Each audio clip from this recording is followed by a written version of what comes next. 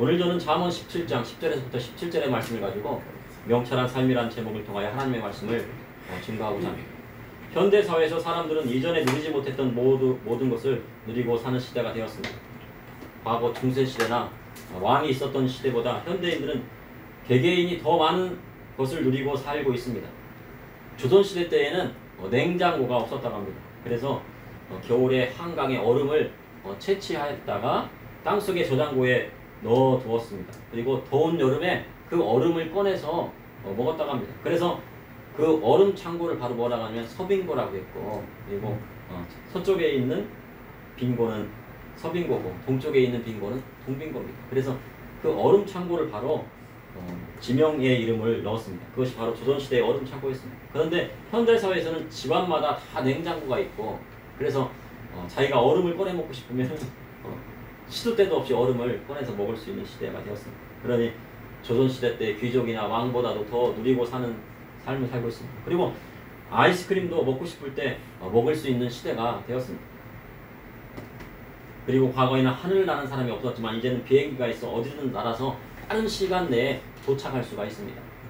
기차로 4시간 걸려도 비행기만 타면 1시간이면 갈 수가 있습니다. 그런데 이제 드론 비행기가 나와서 앞으로는 이 드론 비행기를 타고 빠른 시대로 빠르게 지역으로 이동할 수 있다고 합니다. 그러니 지금은 과거에 왕들이 누리지 못했던 것들을 누릴 수 있는 시대가 되었습니다. 그런데 사람들은 지금에 만족하지 않고 감사하지 않고 있다고 합니다. 어느 날 한 아이가 제주도에 가게 되었는데 방이 작다고 불평을 하였다고 합니다. 이전에는 최고의 호텔에서 묵게 되었는데 조금 등급이 낮은 호텔 방에 들어갔더니 왜 이런 호텔을 잡았느냐고 막 불평불만을 하면서 울었다고 하는 겁니다. 그리고 펑펑 울었답니다. 그리고 다른 아이들은 여름에 스위스나 미국으로 여행을 가는데 우리는 제주도나 동남아 영국밖에는 못 가느냐 하면서요. 자기 집이 다른 집보다는 못 사는 것 아니냐라고 하면서 불평을 늘어놓으면서 울었다고 합니다. 이처럼 많은 것을 누리고 살아도 다른 사람이 왜 조금 부족하다 싶으면 불평이 나오기 마련입니다. 그래서 저는 아이들에게 제주도도 못 가봤는데 그 이야기를 듣고 아이들에게 미안한 감이 있었습니다. 그래서 애들한테 비행기를 한번 타도록 해줘야 되는데, 그래서 언젠가는 그 소원을 이루어줄 날이 있으리라고 합니다. 사람이 자기에게 비추어 잘 사는 사람에게 비유하면요, 그것은 한도 끝도 없습니다. 목회도 마찬가지입니다. 미국에 있는 목사님들은 자가용 비행기를 막 타고 다닙니다. 그 성도님들이 부자다 보니까 이 부잣집에 사는 이 성도님들이 그 중에서 하나 남는 비행기를 이제 목사님한테 드리는 겁니다. 그러면 이 목사님이 자가용 비행기를 타고 이쪽에서부터 저쪽까지 막 타고 날아다닙니다. 그러니 그것이 부럽다고 하는 것입니다. 그런데 어떤 분은 목회를 하면서 큰 교회 목사님을 필요합니다. 큰 교회 목사님들은 비서도 있고, 그리고 차도 좋은 차를 타고 다니고, 그 다음에 수행원들도 다 있고, 그리고 모든 목사님들이 아침에 딱 되면 인사도 딱 드리고, 얼마나 부럽습니다. 그런데요, 목회도요, 위로 올리다 보면 한도 끝도 없습니다. 과거에 우리 교회가 지하교회에 있을 때요, 지하에서 위로 올라가면 얼마나 좋을까 생각했어요. 지하교회에 있을 때는 우리가 2층만 되어도 괜찮겠다. 1층이면 좋겠지만 1층은 좀 비싸니까 2층이라도 올라가자. 근데 하나님께서 2층을 올라가게 했었습니다. 그래서 2층 올라가 보니까 지하에 있을 때보다 훨씬 낫더라고요. 환경도 좋고 냄새도 안 나고. 그래서 감사를 했습니다. 그런데요, 조금 넓은 곳으로 가고 마음껏 찬양할 수 있는 곳으로 가면 좋겠다.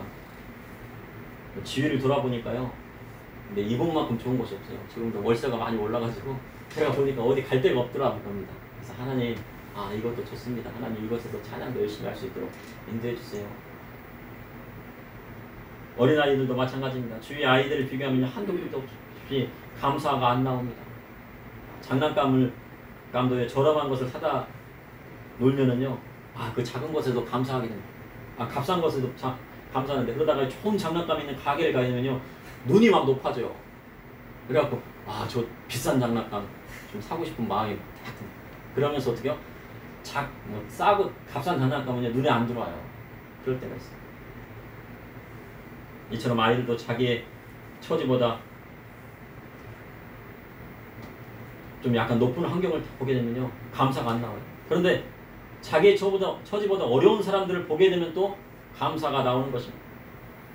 가정이 어려워도 부모님과 다 함께 있으면 감사가 절로 나오는 것입니다. 부모님이 삼시세끼를 해주고 공부하는데 어려움이 없으면요 하나님 앞에 감사한 것입니다. 또한 부모님이 없는 고아들을 보면요 하나님 앞에 감사하게 됩니다. 어떤 아이들은 부모님 없어서 밥도 안 차려준다고 하는데 안 계셔서 나는 부모님께서 매일 아침, 점심, 저녁을 다 차려주시니 감사하다. 그리고 부모님이 안 계시고 할머님 밑에서 자라면요 부모 계신 아이들이 한없이 부럽다고 합니다. 그래서 지혜 있는 어린이는 있는 것에 족할 줄 알고 세상을 살아가는 사람이라고 볼 수가 있습니다. 오늘 본문을 보니 명철한 사람이란 어떤 사람인지 교훈하고 있습니다.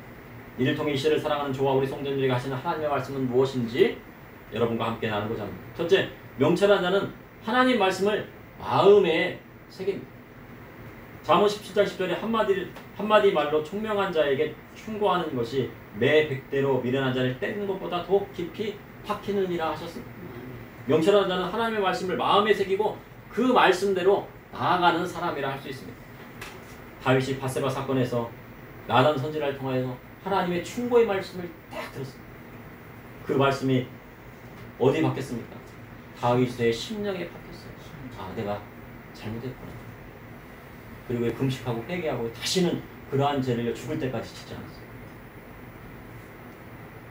만약 다윗이 총명한 자가 아니었다면 사울처럼요 병명하고요. 하나님, 우리 아이 아내는 하나님을 잘 믿는 아내라서 내가 데리고 왔습니다. 이렇게 얘기했다면 어떻겠어요? 아마 다윗은요 하나님께 버림을 받았을지도 변명했다고 합니다.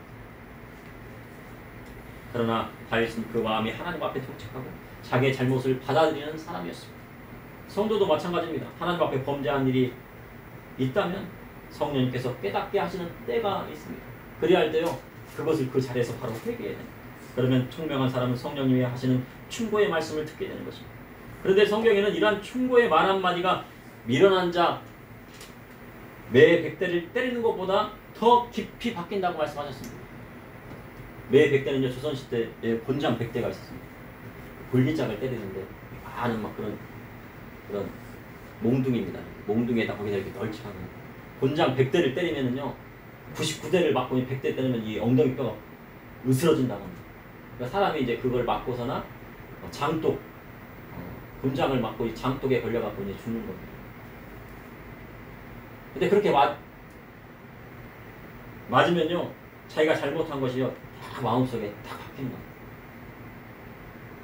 그런데 총명한 자는요 말 한마디로 그 충고가 미련한 자가 곤장 100대를 맞는 것보다 더 크게 마음에 딱 박힌다는 거예요. 그래서 명철한 거예요. 하나님 말씀이 왔을 때 그것을 딱 내 마음속에 새기고 그 말씀대로 해가는 사람. 그런데 미련한 사람은 곤장 100대를 맞고도 자기의 잘못된 행위에서도 돌이키지 않는다고 하는 것입니다. 최근 들어요 강력 범죄가 일어나고 있습니다. 대낮에 거리에 다니는 것도 조심해야 되는 시대가 되었습니다. 과거에 우리나라는요 최근만 해도 밤거리를 막 활보하고 다녀도 사건 사고가 안 일어났던 그런 나라였습니다. 근데 지금 어떻게 됐습니까? 대낮에도 흉악범죄가 일어나는 시대가 됐습니다. 그리고요 사람이 많은 곳에 그래가지고 어떤 사람들은요 이 방탄복을 입고 다녀야 된다. 대낮에 일어나요. 할 정도로 그렇게 어려운 시대가 됐습니다. 그리고 선량한 시민들이 그 피해를 보고 있습니다. 그래서 범인에게 왜 그러한 범죄를 저질렀는지를 알아보니까요 할머니가 그러셨답니다. 너 일도 안 하고 왜 그렇게 그 모양으로 사냐 하는 거예요. 그러니까 어떻게 이 사람이 갑자기요 화가 확 나는 거예요. 그래가지고 어떻게 합니까? 가가지고 강력범죄를 저질렀다는 것입니다. 이 세상에 충고의 말을 해주는 사람이 별로 없어요. 근데 그것도요 가족이니까 어려워도 충고의 말씀을 해주시는 것입니다. 할머님이니까 그렇게 말씀을 해주시는 거예요. 가족이 아니면 그런 말도 하지 않습니다. 괜히 그 말 했다가요 해코지만 당하면 어떻게 합니까? 말씀을 안 해줘요. 그러나 할머니니까 그 말씀을 했는데도 불구하고 그 말씀을 새겨듣지 않았습니다. 그러나 총명한 사람은 그 말씀을 잘 새겨듣고 자기의 삶을 돌이켜 나가는 것입니다. 할머니께서 자기를 키워주셨다 할지라도 만약에 부모님이 안 계시고 할머님께서 키워주셨다 할지라도 그분의 말씀을 잘 새겨듣고 총명한 사람들, 바른 길로 나아가지만요, 그렇지 않은 사람들 그 말씀을요 귀에 따가운 소리로 들는 것입니다. 미련한 자는 그것을 왜곡하여 받아냅니다. 할머니가 나를 사랑하지 않았구나 하며 나는 불행한 사람이다. 나는 이 세상에서 쓸모없는 사람이다. 마음에 쌓아둔. 그런데 그것이 폭발하면 어떻게 됩니까? 범죄로 일어나게 된다고 보여집니다. 그런데 이 세상에 태어난 사람은요 다 쓸모없이 태어난 사람이 없습니다. 모든 사람들은 하나님께서 다 창조하셨어요. 그러니까 쓸모없는 사람이 없어요. 하나님께서 사랑하신 사람. 그러나 이 세상을 살면서요 악한 길을 따르는 사람이 있는가 하면 어려운 환경 속에서도 선을 따르는 사람도 있고 있는 것입니다. 그러니 믿음의 성도는 선한 길을 택해야 하는 것입니다. 잠언 17장 11절에 악한 자는 반역만 힘쓰나니 그러므로 그에게 잔인한 사자가 보냄을 받으리. 세상 정치에는 혼란함이 있습니다. 서로 견제하고 좋은 쪽으로 가야 하는데요 어떻게 하면요 그 자리에서 끄집어 내릴까 막 난리가 났습니다. 요즘 보니까 대통령을 탄핵할 꼬투리를 찾으려고 열심히 노력하고 있습니다. 우리 사회에서 탄핵이라는 말이요 몇 년 사이에 자주 나오고 있어요. 벌핏하면 탄핵입니다. 그래서 이번에 그 행안부 장관도 탄핵을 시킨다고요 다 의결해가지고 저기 헌법재판소에서 막 그 9명의 대법관들이 딱 했습니다. 어떻게 됐습니까? 기각이 되었다고 합니다. 근데 그 대법관들이요 진보가 4명, 보수가 4명, 그리고 진보가 4명, 보수가 2명, 그 다음에 중도가 4명입니다. 그런데 전원 일치로 기각했습니다. 탄핵에 대해서요 한 사람도 찬성하지 않았다는 거예요. 그러니 이 행안부 장관이 한 160일 정도의 어떤 그런 장관으로서의 공백이 일어나는 거예요. 근데 지금 막 비가 많이 오고 있는데요. 행안부 장관이 그런 모든 것들을 이제 통솔을 해야 되는데 그 자리가 공백이 되었다는 것이죠. 그래서 대통령 중에서도요 몇 분이 탄핵의 심판대에 올랐습니다. 그래서 그것이 기각된 대통령도 있고 또 거기 또 올라가서 탄핵의 심판대에 올라가서 탄핵된 분도 있습니다. 세상의 정치란 정적을 제거하는 데만이 힘을 쓰기도 합니다. 진정으로 올바른 정치를 위해서는 자기의 모든 것을 다 내려놓고요 정치를 해야 합니다. 나라에 있는 녹봉을 받지 않고도 내 것을 들여서 정치하겠다는 사람이 있어야지 제대로 된 정치가 되는 것입니다. 자기의 이익이나 친척들이나 가족들의 이익을 다 떠나가지고요 깨끗한 정치를 할 수 있는 사람이 올라야 바로 진정한 정치가 되는 것입니다. 그런데요 그러한 지도자가 있어도요 악한 자는 반역에만 힘쓴다고 성경은 기록하고 있습니다. 지난 대선에서요 특정 지역의 고향을 갖고 있는 분이요 자기는 벌써 누구를 찍기를 결정을 했다. 그런데 그날 그 선거 전날의 꿈에요 다른 후보의 얼굴이 달덩이처럼 나타나는 것입니다. 그래서 하나님 저는 이 사람을 찍으라는데 왜 다른 후보의 얼굴이 달덩이처럼 나옵니까? 그러고는요 꿈에서 나타났으니 그 꿈에 나타난 사람을 찍었다고 합니다. 그리고 그 말씀을 우리 목사님께 말씀드렸다는 겁니다. 맞습니까? 예, 맞다고 하십니다. 예, 제가 말씀을 드려도요 그 말씀을 드렸기 때문에 맞다고 하십니다. 그런데 그 집사님이 찍으려는 사람이요 미군을 점령군이라고 했던 사람이에요. 미군이 우리나라를 점령하고 그들의 식민지가 되었다는 사상을 가지고 있는 사람이었다는 거예요. 과거에 유럽에요 포르투갈과 스페인은요 하나님 말씀대로 나아가자 하나님께서 그들을 축복해 주셨어요. 그래서 아프리카나 남미에 수많은 식민지를 주었습니다. 그러나 그들은 하나님께서 주신 축복을요 자기들의 이익만을 추구하기 위해서 남미에 어떻게 해요? 거기에 식민지를 삼고 많은 사람들을 죽이고요 거기에 막 수탈하고 막 거기에 있는 모든 뭐 자원이라는 작물들을 다 가져왔습니다. 그 노예를 사고 팔고요 사람들을 동물처럼 대했습니다. 그리고 영국도 하나님께서 주신 축복으로 강대한 힘을 주셨지만 전 세계에 많은 식민지를 주었습니다. 그리고 하나님 말씀에 어긋난 짓을 했어요. 가까운 중국만 해도요 아편전쟁을 일으켰어요. 누가 일으켰습니까? 예, 영국이 일으켰죠. 그리고 이 아편전쟁을 빌미로 해서 홍콩을 100년간 영국이 임대받게 됩니다. 그런데 미국은요 세계 곳곳에 식민지를 두지 않았습니다. 2차 세계대전이 다 끝난 다음에 만약에 이제 미국에 식민지를 두고 싶었다면 일본도 식민지를 둘 수 있고. 근데 필리핀은 식민지를 두었습니다. 다만 필리핀은 식민지로 삼았지만 그 후에 그 식민지를 그 나라에 다시 반환해 주었어요. 그러한 이유는요. 식민지를 두는 것은 하나님의 뜻이 아니기 때문에. 영국도 하나님을 믿는 다음에 식민지를 두고 많은 사람들을 수탈하고, 그런데 그것이 하나님의 뜻이 아니라는 것입니다. 우리나라도 마찬가지입니다. 1945년 광복 당시 미군이 주둔하였지만 1948년 대한민국이 세워지자 그 다음에 미군이 철수하였습니다. 미군이 철수하니까 잘 어떻게 했어요? 1950년 6월 25일 전쟁이 일어나면서요. 다시 유엔 16군이 참전하게 되고 전쟁이 끝난 후에 미군이 주둔을 하게 되었습니다. 그런데요. 이 엘친 보고서에 따르면은 이 6.25 전쟁 모든 것이 스탈린의 조종이었다는 것입니다. 스탈린이 김일성도 조종하고 모태동도 조종했다는 겁니다. 왜 조종했냐면요. 이 6.25 전쟁에 미군을 참여시키기 위한 것이라고 합니다. 그 스탈린 보고서에 따르면. 왜 미군을 참여시키려고 했냐면은,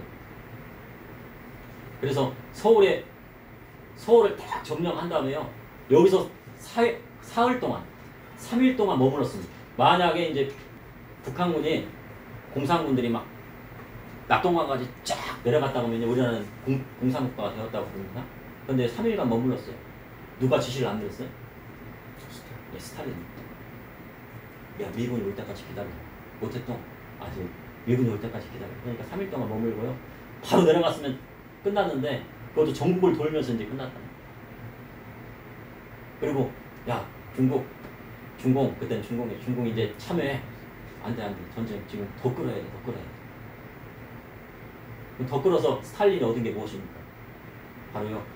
미군을 이 나라에 참전을 시키고 그 틈을 타서 동유럽을 공산화시키기 위한 것이었어요. 그랬더니 모태동이요. 그랬더니 야, 우리 이제 그만 전쟁 끝내고 싶어. 그래도 안 돼. 스탈린 안 돼. 계속 해야 돼. 14년까지라도 해야 돼. 그랬는데 스탈린이 죽은 다음에 이 전쟁이 끝났어요. 그 엘친 보고서에 그렇게 나왔다는 겁니다.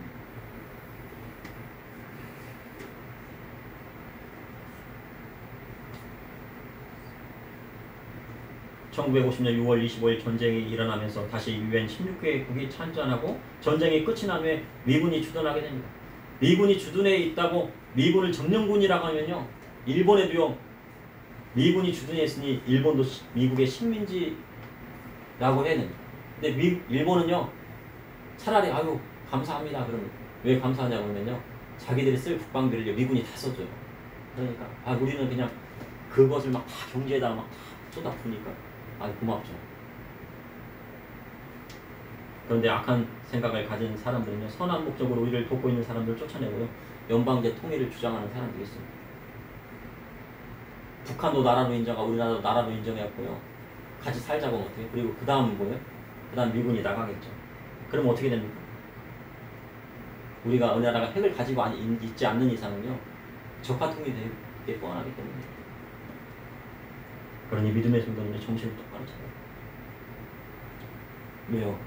정신을 똑바로 차지 않으면요. 교회를 지킬 수가 없습니다. 교회를 지킬 수가 없어요. 둘째, 명철한 사람은 하나님 말씀대로 선한 일을 힘쓰는 사람입니다. 잠언 17장 12절에 차라리 새끼 빼앗긴 암콤을 만날지언정 미련한 일을 행하는 미련한 자를 만나지 말 것이냐. 암콤을 만나면요 큰일 납니다. 우리나라에는 암콤이 없고요. 지리산 반달곰이 있다고 합니다. 반달 모양의 곰이 있는데 근데 반달곰도 위험하대요. 그래서 반달곰을 만나면은 피해야 되는데 외국에 있는 불곰을 만나면 난리 나는 거예요. 그것도 새끼를 빼앗긴 암콤을 만나면요. 그래가지고 이 암콤을 만나면 어떻게 해야 되냐면요. 최대한 빨리 도망쳐요. 어떤 사람들이 그냥 곰을 만나면은 그 곰의 그 낭심을 걷어차가지고 곰을 기절시킨 다음에 그 다음에 준행랑을 쳐야 된다. 그럼 암콤을 만나면 어떻게 할 거냐? 나무로 올라가면요. 곰은요. 나무 올라가는 거 천재예요. 곰이 느리다고 하잖아요. 우리가요. 아이고 느린 거 하면 곰 같다 그러는데 곰이 얼마나 빠른지 아세요? 진짜 빠릅니다. 사슴을 잡을 정도로 빨라요. 사람이 도망쳐도 잡혀갖고 잡아먹힙니다. 만약에 암콤이, 새끼 빼앗긴 암콤이 배가 굴러다가면요, 그냥 놔두죠. 그렇지 않은 이상은요, 죽기만 합니다. 그런데 차라리 새끼 빼앗긴 암콤을 만나도 미련하게 행하는 미련한 자는 만나지 말라고 성경은 기록하고 있습니다. 미련한 자를 만나 그 미련한 일에 같이 행하면 어떻게 됩니까? 새끼 빼앗긴 암콤을 만나서 죽으면은요, 그래도 생명을 잃고 천국 갈 수 있잖아요. 미련한 자의 미련한 일을 같이 동조하고 행하면 그 영혼이 어디에 떨어진다고요? 지옥불에 떨어지고, 그리고 나중에는 영원히 나올 수 없는 개나 불못에 떨어지기 때문에 그렇습니다. 그래서 예수님께서 눈이 범죄하면 빼어버리고 손이 범죄하면 찍어버리라고 말씀하신 것입니다. 하나님 앞에 범죄하여 지옥불에 떨어지는 것보다 눈이 하나 없고 손이 하나 없어도 주님 말씀대로 살다가 천국 가는 것이 더 낫다고 하는 것입니다. 잠언 17장 13절에 누구든지 악으로 선을 가꾸면 악이 그 집을 떠나지 아니하리라. 우리나라 사람들은요, 잘해준 일을 쉽게 잊어버리고요, 못해준 일만 기억을 잘한다고 합니다. 저도 가끔 보면요, 그런 습성이 있더라고요.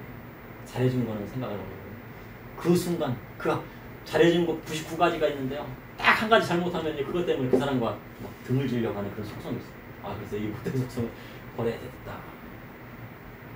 어떤 사람이 옆집에 간장을 많이 얻어갔다고 합니다. 간장 좀 주세요. 그랬더니 돈을 받지 않고요, 간장 필요하다 할 때마다 간장을 이렇게 퍼서 주었다고 합니다. 그 간장 몇 푼 안 되고 그러니까 간장을 또 그렇죠. 그런데 몇 해가 지났어요. 옆집 사람이 이사를 가게 됐는데 이사를 가면서 하는 말이요, 아유, 그 간장이요, 만오줌 같았어. 맛이 얼마나 없는지. 그렇게 욕을 하더랍니다. 근데 그 설교를 하신 분이 누구냐면요, 시골교회 목사님이셨는데 그 어머님이 그러한 일을 겪으셨다는 거예요. 그래서 낙심을 했다는 거예요. 선을 베풀었음에도 이렇게 이런 안 좋은 이야기를 듣는구나. 그런데 성경에는요, 악으로 선을 갚으면 악이 그 집을 떠나지 아니하리라 하셨어요. 자신이 선한 대접을 받았음에도 그것을 악한 것으로 갚으면 자신뿐만 아니라 그 자녀 세대까지 오게 된다고 하는 것입니다. 그러니까 자녀들이 있으면요, 뭐 어떻게 돼요? 악을 선으로 갚으시고,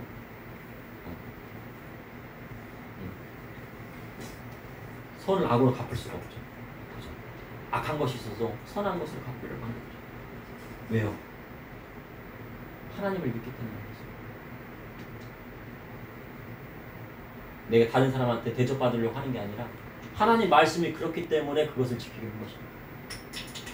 세상 사람들은 악을 선으로 갚을지라도 믿음의 성도는 선한 일에 힘쓰는 것입니다. 잠언 17장 14절에 다투는 시작은 둑에서 물이 새는 것 같은즉 싸움이 일어나기 전에 시비를 그칠 것입니다. 이웃 사이도 다투기 시작하면요, 그 다툼이 끊이질 않습니다.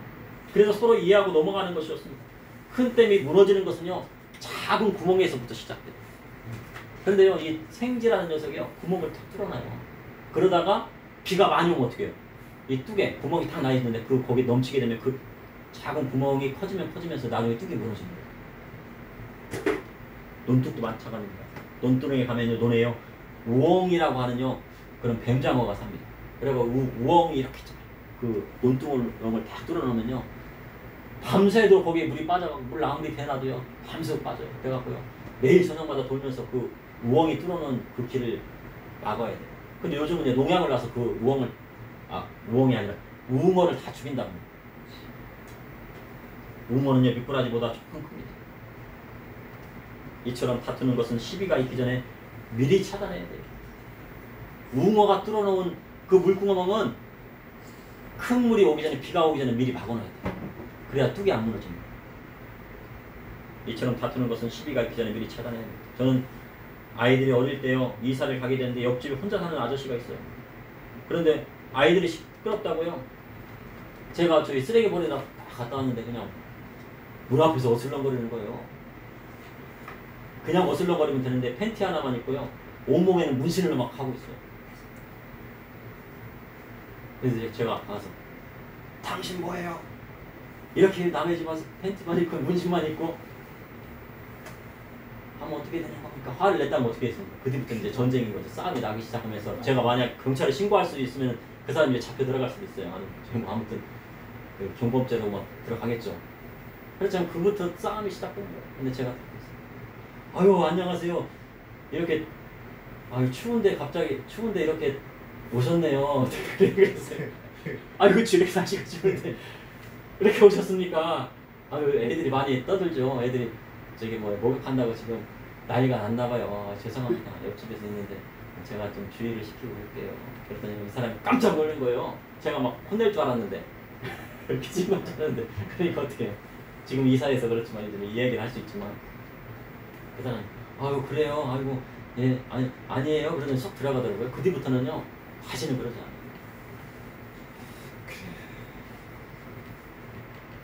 만약에 제가 어슬렁을 했다고요 막 신고하고 싸웠다고 하면요 그 뒤부터는 이제 전쟁이 시작돼요.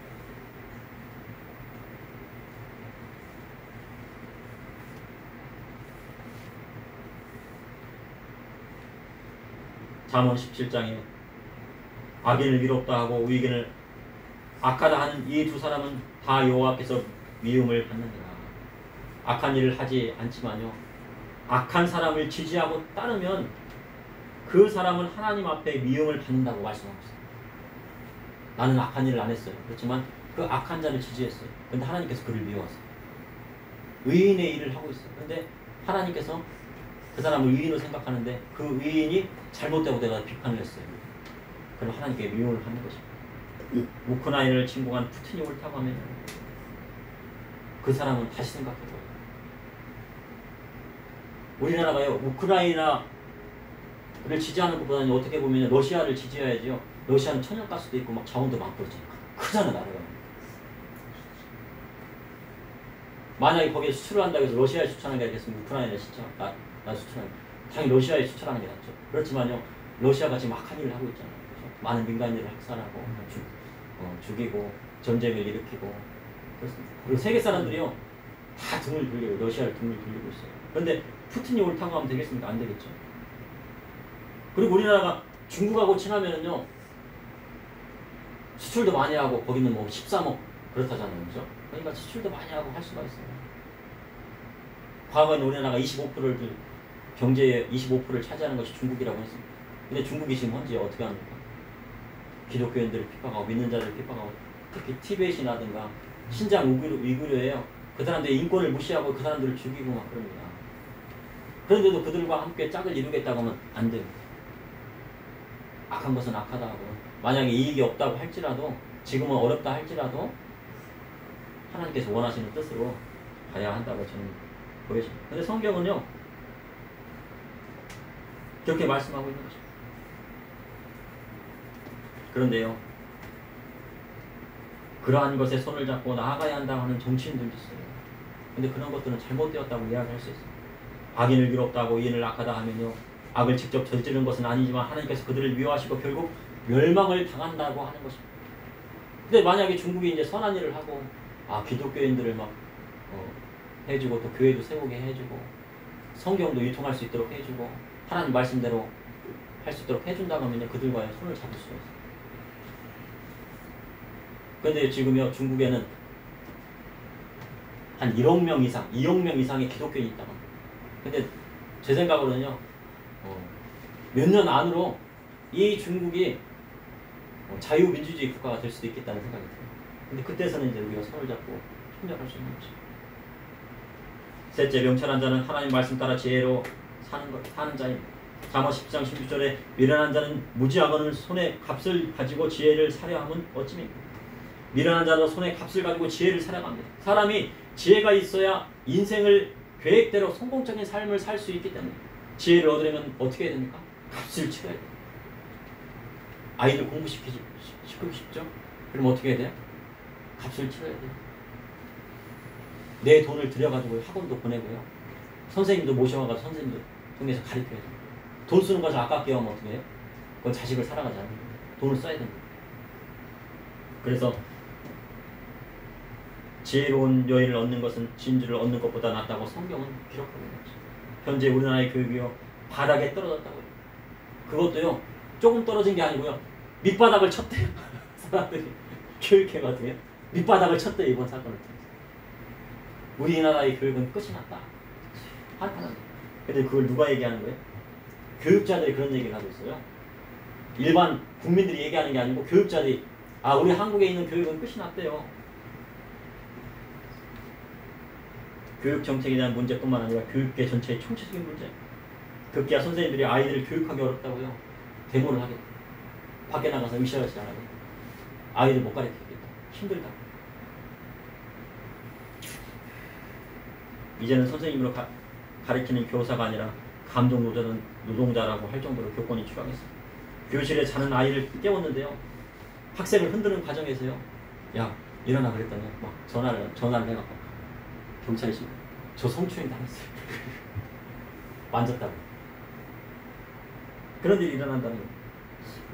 그리고 학생이 수업 시간에 떠들었다고요. 수업방에서 뒤에 가서 벽을 보게 한다거나 서 있게 했더니요. 아동학대를 했다고 신고를 한다. 부모님께 가서 왜 벽을 보게 하고.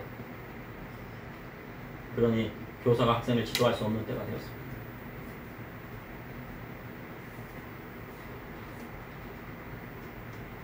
교사가 학생을 지도하는 순간 야! 선생님도 사람인지라 막 잠자고 있고 막 수업 시간에 돌아다니고 떠들면 야! 너 좀 안 앉아! 막 그렇게 소리칠 수 있잖아요. 근데 그것이 이게 상처가 됐다 그러면요. 아동학대를 신고받는 거예요. 소리쳤다. 근데 지금요. 부모도 마찬가지입니다. 막 컴퓨터만 하고 게임만 하루 종일 해요. 그래서 소리쳐갖고 게임기 빼앗고 소리쳤잖아요. 그러면 그 아이가 이제 경찰에 신고하면요. 부모도 아동학대로 딱 걸리게 되고요. 그래갖고요. 접근 금지가 돼요. 그런 시대가 됐어요. 미국에는요. 학생에 대한 인권도 존중하면서 교권에 대한 권위를 인정해줍니다. 그래서 학생이 수업을 방해하면 학부모 면담을 시켜요. 부모님 오시라고 해갖고요. 학생한테 부모님 오시고 와 이게 아니고요. 전화해가지고 부모님 오세요. 내가 딱 안 오면요. 오셔야 돼요. 오셔서 면담을 한 다음에 1차 경고입니다. 그 다음에 2차 경고한 다음 3차 때는 어떻게 해요? 이제 데리고 가는 거예요.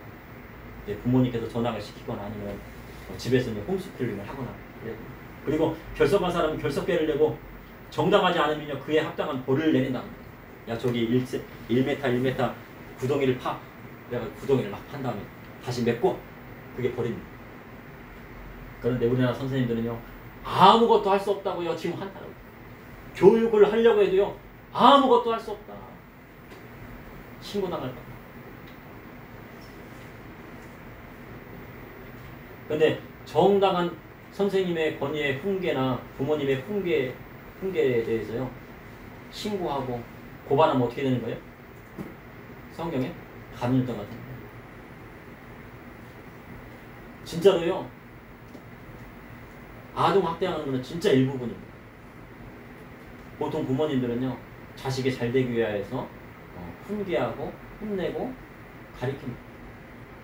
그런데 그런 가리킴도 받아들이지 않고 신고한다고 하면요. 그런 성경에 나오는 예수님을 고발한 사람이 된다고 저는 보여집니다.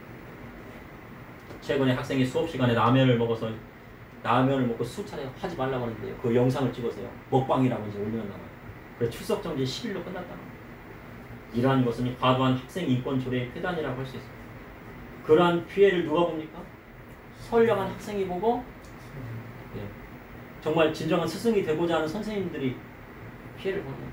근데 그 선생님들 중에서도 과도하게 막 과거에는 막 체벌을 하는 경우도 있었어요. 저도 막 빠따를 몇 대 맞아봤습니다. 따기도 한번 맞아봤고 그렇지만 너무 과도한 때도 있었지만 지금은 문제가 다른 거죠. 이와 같은 것은 바로 선거가 잘못되기 때문에 현재 교사는요. 교육은 100년지 대계라고 했는데 1년을 계획했다면 농사를 짓고 10년을 계획했다면 나무를 심고 100년을 계획했다면요. 교육을 하라고 했는데 과거 20년 전부터 실행했던 교육계획의 결과가 지금 나타나고 있습니다. 그래서 학부모들조차도요. 그것이 잘못되었다는 것을 잘 깨닫지 못합니다. 이제 앞으로의 교육은 어디서 해야 돼요? 그래서? 집에서 해야 돼요. 맞습니다. 네, 딩동댕입니다. 집에서 해야 돼요. 집에서 교육이 안 되면 학교에서도 교육이 안 되는 문제예요. 그러니까 부모님 똑바로 정신 차려야 돼요. 저도 똑바로 듣죠. 공교육에 맡겼다는 자식을 잃고 마는 시대가 되었다는 것입니다. 자사고를 폐지하고 외국어를 폐지하고 방학고를 없애야 한다는 사람들이요. 자기 자식들은 자사고 보내고 외국어 보내고요. 방학고 보내고 미국에 잘못되고 하면서도요. 자식은 미국에 유학을 보내는 시대가 되었어요. 왜요? 자기 자식이니까요. 자식이니까요. 초등학교 3학년 때까지 영어 교육을 하면 안 된다고 하면서 자기 자식들은 영어 유치원에 보내요. 200만이 넘는 그곳에. 이러한 때 그들이 말하는 교육을 자식에게 시키면요. 크게 뒤처진 시대가 되었어요. 이제는 지역이 갈라지는 것뿐만 아니라 학생과 교사가 갈라졌어요. 이번 사건으로 뭐가 갈랐어요? 학생도 교사를 신임하지 못하고 교사도 학생을 신임하지 못하고 교사와 학부모가 갈라졌어요. 교사도 학부모를 신뢰 못하고 학부모도 교사를 신뢰 못하는 갈라지는 시대가 있어요. 끊임없는 갈등과 대립으로 정치를 이끌어갑니다. 이러한 사회를 혼란시키기 위한 것입니다. 그러니 다툼이 일어나는 정치는 잘못된 것입니다. 그러니 앞으로의 시대의 교육은 가정에서 먼저 해야 하는 것입니다. 세상 교육을 의지하지 말고 하나님 말씀대로 양육해야 되는 때가 왔다는 것입니다. 잠언 17장 10절에 친구는 사랑이 끊어지지 않냐고 형제는 위급한 때를 위하여 나눕니다. 하나님 말씀 안에 있는 친구는 사랑이 끊어지지 않습니다. 서로 조언해주고 충고의 말을 진심으로 해줍니다. 그런데 세상 친구는 다 떠나는데요. 무슨 친구만 남아요? 네. 하나님 믿는 친구만 남아요. 성도들은. 성도에게 아직까지 세상 친구가 있다면 그분은요. 하나님 잘 믿지 못하는 거예요. 그리고 형제는 위급한 때 중요한 역할을 합니다. 평상시에 이웃 사촌이 낫다는 말도 합니다. 그러나 위급할 때는요. 형제는 빛이 납니다. 어린이 여러분 뭐가 빛난다고요? 위급할 때 형제가 빛이 난답니다. 네, 형제가 빛나요. 하지만 이제 자녀를 많이 낳지 않습니다. 하나만 낳습니다. 그러니 그럴 때는 어떻게 해야 돼? 친척끼리 연합해요. 형제가 있으면 형제끼리 연합하고 자매가 있으면 형제 자매끼리, 자매 자매끼리 서로 도와야 합니다. 왜냐하면 앞으로 빈곤이요 더 심해지는 때가 오기 때문에. 저는 마트에 거의 가지 않지만은 가끔 갈 때가 있는데 오늘도 가면서 야 너무 올랐다. 살 것이 없다. 최소한의 것만 샀어요. 살 것은 많은데 살 것이 없어요. 말이 안 되잖아요. 살 것은 많은데 살 것이 없다. 그만큼 빈곤이 오고 있다는 거예요. 이번 여름 폭우로 재난이 시작되었다고 생각하는 분들이 많았어요. 야 이제 재난은 시작이구나. 그러니 명철한 자는 형제와 다투지 않고 서로 연합해요.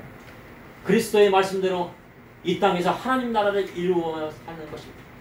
만약에 형제가 없으면요 성도끼리 연합해요. 성도끼리 서로 돕고 연합하고 기도해주고 서로가 잘 되기를, 각 가정이 잘 되기를 기도해주는 것입니다. 각 가정이 잘 돼야 돼요. 각 가정이 잘 되는 것이 우리 교회가 잘 됩니다. 교회가 잘 되도록 하려고 힘쓰지 마세요. 각 가정이 잘 되면 됩니다. 각 성도님들이 잘 되면 돼요. 잠시 기도하시겠습니다. 사랑해 주님 오늘도 감사합니다. 이렇게 어려운 때, 앞으로 나아가기도 어려운 때 아버지 하나님 저와 우리 성도님들 붙들어 주시고 하나님의 말씀대로 그리스도의 복음의 말씀대로 나아갈 수 있도록 인도하여 주시고 무엇이 옳은지 무엇이 그른지 하나님의 말씀대로 분별하고 그 분별한 대로 살아갈 수 있도록 인도하여 주시옵소서. 아멘. 예수 이름으로 기도합니다. 아멘.